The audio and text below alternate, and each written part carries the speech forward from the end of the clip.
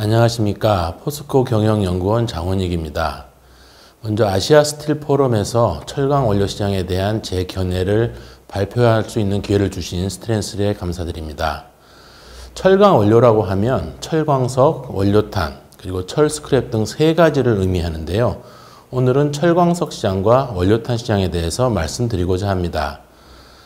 원료 시장에 대해서 얘기를 하려면 먼저 철강 시장에 대한 얘기를 해야 하고, 철강 시장에 대한 얘기를 하려면 경제 상황에 대한 얘기를 먼저 해야 합니다.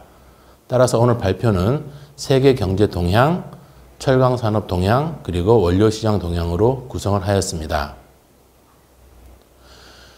먼저 세계 경제 동향입니다. 올해 세계 경제는 코로나19가 전부라고 하겠습니다. 작년 말 중국 우한 지역에서 시작된 코로나19가 전 세계적으로 확산되면서 글로벌 경제 환경이 급변했습니다. 왼쪽 그래프에서 보시는 바와 같이 코로나 감염자는 국가별로 차이가 좀 있긴 합니다만 아직까지는 전반적으로 증가하는 모습을 보이고 있습니다.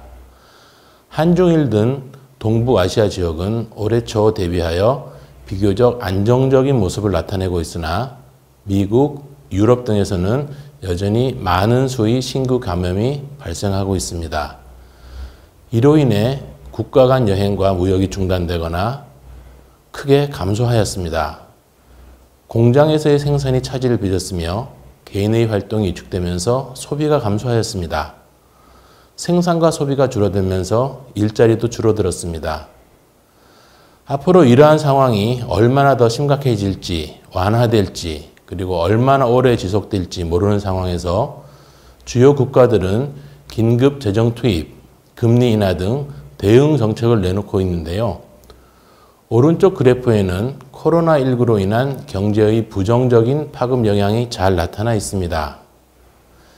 대부분의 국가들이 올해 1분기에 전년 동기 대비 성장이 둔화되거나 마이너스 성장을 기록했습니다. 중국의 경우 올해 1분기 성장률이 전년 동기 대비 6% 이상 마이너스를 기록했습니다. 한 가지 특이한 점은 대부분의 국가들이 2분기에 마이너스 성장을 지속한 반면 중국은 2분기에 급격하게 플러스 성장으로 반등했다는 점입니다. 중국 경제의 급반등은 정부의 경기 부양 정책이 그 원인인데요. 자세한 내용은 뒤에서 말씀드리도록 하겠습니다. 전염병이라는 비경제적 요인으로 인한 충격으로 세계 경제는 기존에 예상했던 경로에서 완전히 이탈하면서 기존의 경제 전망은 완전히 의미가 없어져 버렸습니다.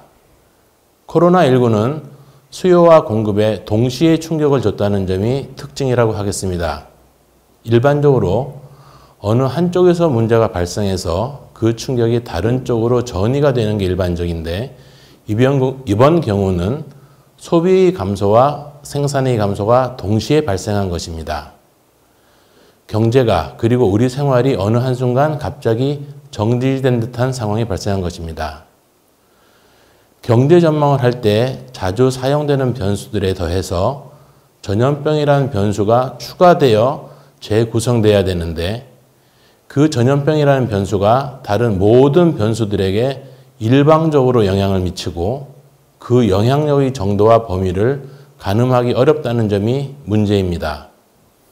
이와 같이 전염병과 같은 비경제적 요인으로 인한 충격은 그 충격의 크기와 지속성을 예측하기가 매우 어렵습니다. 앞으로의 세계 경제는 코로나19가 얼마나 더 확대될 것이냐 또는 치료제와 백신이 언제 개발되며 언제 코로나19가 종식되느냐에 따라서 크게 달라질 것입니다. 또한 코로나19의 진행 방향에 따라 국가별로 어떻게 대응을 하느냐, 그리고 그 대응책이 어떤 효과를 나타내냐에 따라 달라질 것입니다. 가장 시급한 점은 올 겨울에 코로나가 전 세계적으로 다시 유행할 가능성이 있다는 경고가 현실화될지의 여부입니다. 의료 전문가들을 대상으로 한 설문조사 결과 백신 개발 시점이 내년 하반기 정도 될 것이라는 의견이 가장 많다고 합니다. 백신이 개발되더라도 국민들에게 배포되어 접종되는 시점은 국가별로 차이가 있을 겁니다. 현실적으로 생각해 보면 선진국이 우선적으로 혜택을 볼 것이고 신흥국이나 후진국은 순서가 뒤로 밀릴 수밖에 없을 것입니다.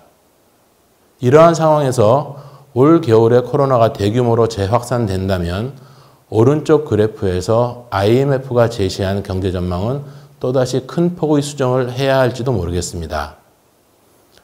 IMF는 얼마 전에 내년도 세계 경제 성장률 전망치를 제시했는데요. 내년에는 올해 대비 긍정적인 전망을 했습니다만 하방 리스크는 여전히 큰 것으로 보입니다. 철강 시장에 대해서 말씀드리겠습니다. 먼저 공급 측면에 대해서 말씀을 드리면 코로나 영향 때문에 철강 생산 설비를 휴지하거나 감산하는 상황이 발생하고 있습니다.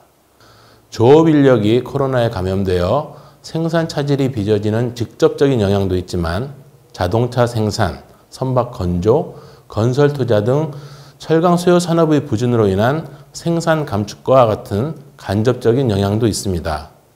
CRU 자료에 따르면 코로나19 여파로 인해 생산이 중단되거나 가동률을 낮춘 설비는 전 세계적으로 2.2억 톤 규모인 것으로 나타났습니다. 2.2억 톤이면 전체 조항 설비의 9%에 해당하는 규모입니다. 하지만 이런 상황에도 불구하고 세계 조강 생산 능력은 여전히 공급 과잉 상태에 있습니다. 사실 공급 능력 과잉 문제는 코로나 때문에 발생한 문제가 아니고 이미 오래전부터 있어 왔던 문제이긴 합니다. 최근 수년간 구조조정을 통해서 공급 능력 과잉이 다소 완화되는 듯한 모습을 보였으나 올해 코로나 때문에 휴지하는 설비가 늘어나면서 공급 능력 과잉이 소폭 심화될 것으로 예상됩니다. 오른쪽 그래프를 보시면 생산 능력 과잉 현상이 나타나 있는데요. 중국에서 건설 중인 새로운 설비들이 2022년, 2023년에 가동을 시작하게 되면 세계 조강 생산 능력은 24억 톤에 달하게 되어 장기적으로 공급 능력 과잉은 5억 톤 규모가 될 것으로 예상됩니다.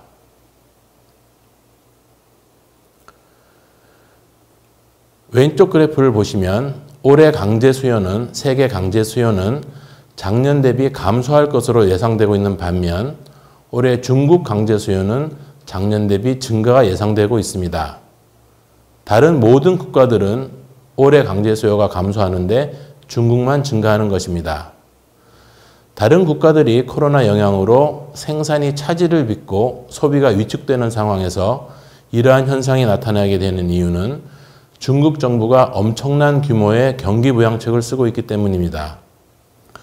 중국 정부는 5월 21일부터 양회를 개최하여 2020년 6대 정책 방향을 설정하고 재정적자 1조 위안 확대, 1조 위안 규모의 코로나 특별부채 발행 등 GDP의 6.4%에 해당하는 6조 3,500억 위안의 대규모 경제부양책을 발표했습니다. 또한 민간 소비의 부진을 보완하기 위해 중국 정부는 인프라 투자를 대폭 늘렸는데요. 중국의 인프라 투자 증가율은 2018년 3.9%였으나 2019년 4.1% 그리고 올해 2분기까지는 5.8%로 높아졌습니다.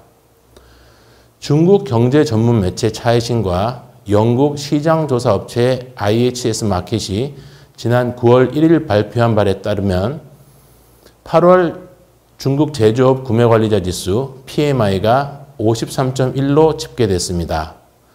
7월 달에 52.8은 물론 당시 시장에서 예측했던 52.6을 크게 웃도는 수치입니다. 지난 5월부터 4개월 연속 50을 넘어서는 것이고 2011년 2월 이후 9년 6개월 만에 최고치이기도 합니다. 중국의 강제 수요 증가는 정부의 대규모 경기 부양책 때문이라고 할 수 있습니다. 중국을 제외한 모든 국가들의 강제 수요가 부진하면서 올해 1월부터 8월까지의 세계 조강 생산량은 전년 동기 대비 4.1% 감소한 것으로 나타났습니다. 왼쪽 그래프는 2018년, 2019년, 그리고 2020년의 조강 생산량을 월별로 나타낸 것인데요. 2018년 대비 2019년 조강 생산량이 증가했다가 2020년에는 감소하는 모습이 명확하게 나타나는 것을 알 수 있습니다. 코로나의 전 세계적인 충격을 생각하면 전년 대비 4.1% 감소는 예상외로 많지 않다고 생각할 수도 있겠습니다. 하지만 조광을 생산하는 다른 국가들의 실적은 다릅니다. 국가별 조광 생산 실적을 보면 인도가 8월까지 전년 대비 18.8% 감소, 일본은 19% 감소, 한국은 8.6% 감소하는 등 큰 폭의 감소를 기록하고 있습니다. 주요 조광 생산 국가들이 모두 큰 폭의 감소를 기록했음에도 불구하고 세계 조광 생산량은 전년 대비 4% 정도밖에 감소하지 않은 것은 중국의 조광 생산 때문입니다. 중국의 조광 생산은 코로나에도 불구하고 전년 대비 오히려 3.9% 증가한 것으로 나타났습니다. 중국이 전체 조광 생산의 절반 이상을 차지하다 보니 다른 국가들의 조광 생산량이 모두 큰 폭으로 감소해도 중국의 조광 생산 증가가 다른 감소분을 상쇄해버린 것입니다. 오른쪽 그래프는 중국의 월별 조광 생산을 나타낸 건데요. 올해 3월을 제외하고는 매월 전년 동월 대비 더 많은 생산을 하고 있습니다. 5월부터는 그 격차가 더욱 커진 것을 알 수 있습니다. 앞서 말씀드렸던 중국 PMI 지수가 50을 넘어선 시점이 5월부터인데요. 월별 조광 생산량의 격차가 커지기 시작한 시점과 일치합니다. 사실 코로나로 인한 경제의 부정적 파급 효과를 최소화하기 위해서 많은 국가들이 나름대로의 정책적 대응을 하고 있습니다만 모든 나라의 정책이 세계 경제에 영향을 미치는 것은 아닙니다. 하지만 전체 조광 생산 중 중국이 차지하는 비중이 절반을 넘기 때문에 철강 산업에서 중국의 정책이 미치는 영향은 엄청날 수밖에 없습니다. 중국 정책의 영향은 원료 시장에서도 마찬가지인데요. 여기에 대한 설명은 뒤에서 자세히 말씀드리도록 하겠습니다. 원료 수요를 나타내는 여러 가지 지표들 중에서 하나가 고로 가동률입니다. 조광 생산에는 전기로에서 생산되는 조광도 있기 때문에 어떤 면에서 보면 고로 가동률이 원료 수요와 가장 직접적으로 연결된다고 할 수 있겠습니다. 아래 그래프는 중국 내 247개 제철소의 고로 가동률 추이를 나타냅니다. 코로나 때문에 80%대를 유지하던 중국의 고로 가동률은 5월부터 급격하게 상승하는 모습을 보여주고 있습니다.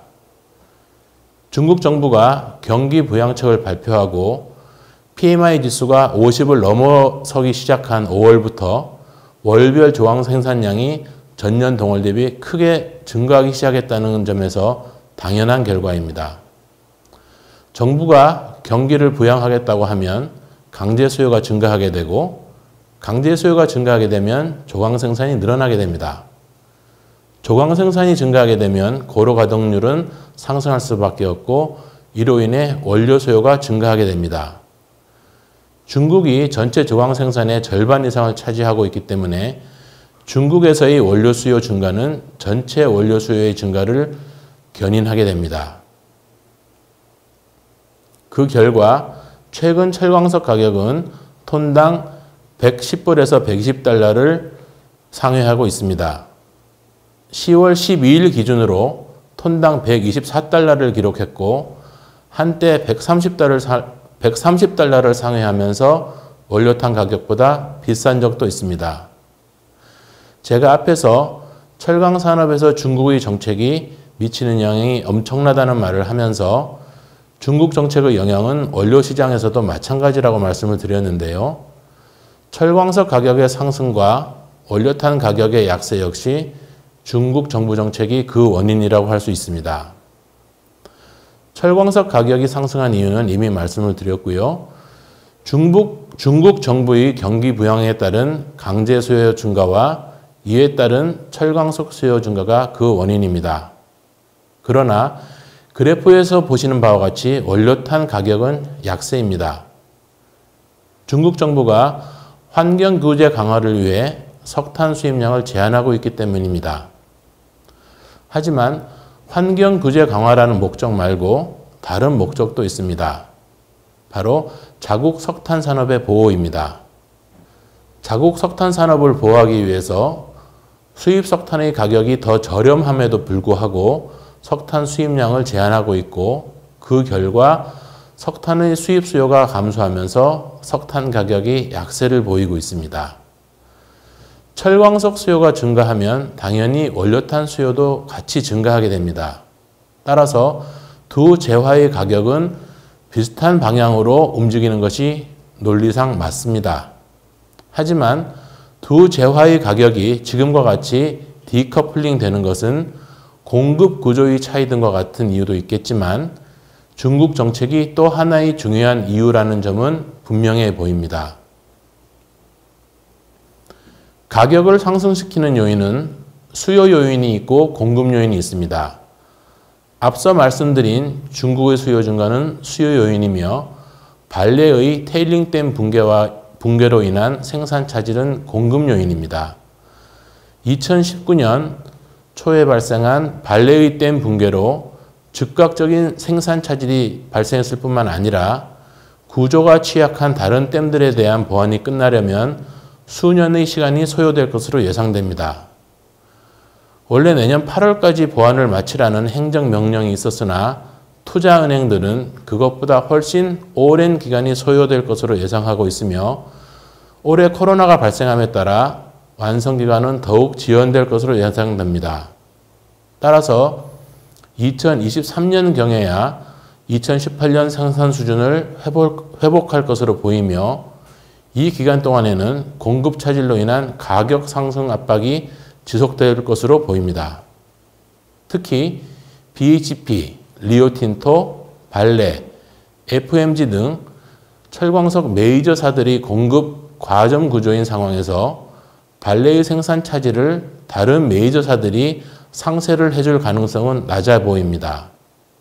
각 업체별로 생산 계획이 있을 뿐만 아니라 타 업체의 생산 차질로 가격이 상승한 상황에서 굳이 증선을 해서 가격을 낮출 이유가 없을 것이기 때문입니다.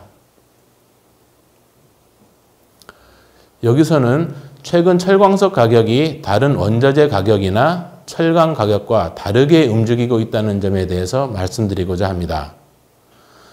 왼쪽 그래프에서 보시는 바와 같이 철광석 가격은 원자재 지수와 유사하게 움직여 왔으나 작년부터 가격 방향이 많이 달라지기 시작했음을 알 수 있습니다. 또한 철강 가격과의 움직임도 과거 대비 차이가 많음을 오른쪽 그래프에서 알 수 있습니다. 특히 올해는 철강 가격 상승폭보다 철광석 가격 상승폭이 더 커지면서 철강사들의 마진이 크게 줄어든 상황입니다.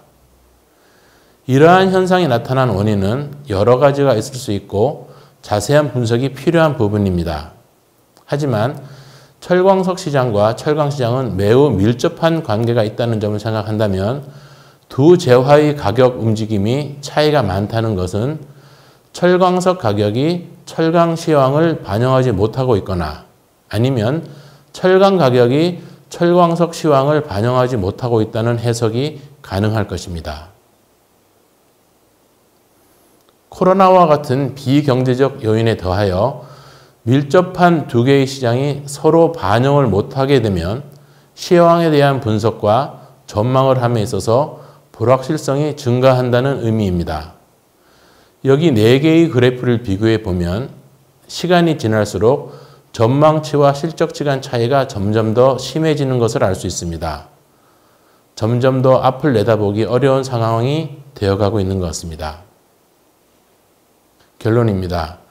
내년에는 세계 경제와 철강 경기가 올해 대비 다소 회복될 것으로 전망됩니다만 불확실성은 여전히 높은 상황입니다. 코로나19의 정점이 언제인지 알기 어렵기 때문에 경기 전망을 전망하기는 어렵지만 내년 세계 경제는 선진국과 중국 주도의 회복이 될 것으로 예상이 됩니다. 코로나 백신의 개발 및 접종이 아무래도 선진국에서 먼저 일어날 가능성이 크기 때문입니다. 내년 철강 수요는 기저효과 때문에 올해 대비 증가할 것으로 예상됩니다만 코로나 이전 수준으로 회복할 수 있을지는 여전히 불투명합니다. 철광석 시장의 경우 중국의 고로 가동률이 한계에 접근해 있고 브라질에서의 생산 차질이 점차 완화되겠지만 중국 정부가 강력한 경기 부양책을 쓰고 있고 철광석 선물 시장에 유입되는 유동성의 증가로 인해 철광석 가격은 느린 속도의 하락이 예상됩니다. 불확실하다는 말씀을 정말 여러 번 드렸는데요. 정말로 한치 앞을 내다보기 어려운 상황입니다. 그렇기 때문에 가격을 전망하기도 어렵고 운영 전략을 수립하기도 어렵습니다. 철강 시황과 원료 시황이 유사하게 움직인다면 시장에 대한 불확실성이 다소 감소될 것이라 생각합니다. 상호 윈윈과 상존을 위해서 가능하도록 같이 고민해 볼 필요가 있는 부분입니다. 이상 준비한 발표를 마치도록 하겠습니다. 감사합니다.